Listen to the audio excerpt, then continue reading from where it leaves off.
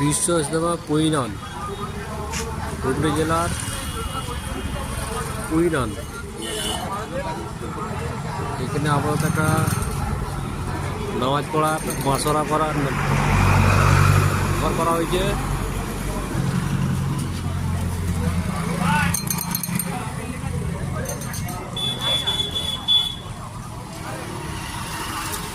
এটা একটা বিকালবেলা মৌসুম, আসর বাদ ভেতরে মাসরা হচ্ছে।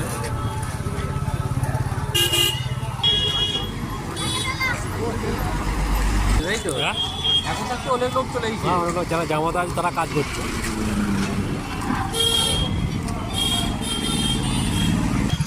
এটা আমরা ইজতেমার ময়দানে নাচছি।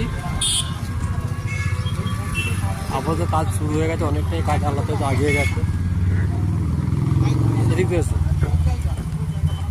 আজকে জুম্মাবার রান্নাবান্না হয়েছিল সাথী ভাইদের জন্য।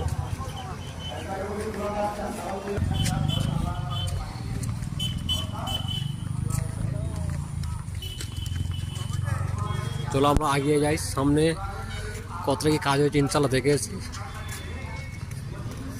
কাজের ভাই যাও, একটু এগিয়ে যাও। এখানে আপাতত এখনো পর্যন্ত 40 দিনের মতো বাকি। একটা আনুমানিক করা হচ্ছে যে 1 কোটির ওপরে এখানে মানুষ আসবে, অনেকটা বড়।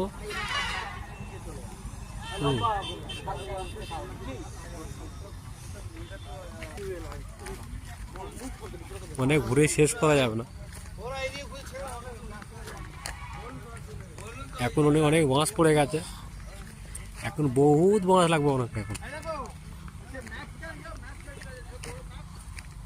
চারিদিক বাঁশ পড়া আছে, অনেক দূরে একটা প্যান্ডেল হচ্ছে।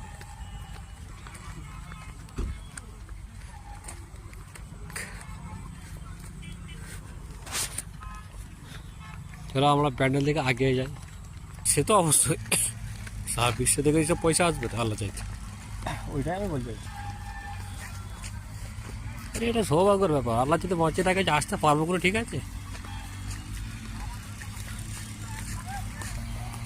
এরকম এখানে বাথরুম হচ্ছে, তো প্যান্ট এসছে, রেডি হচ্ছে, তো কাজ শুরু হচ্ছে অলরেডি।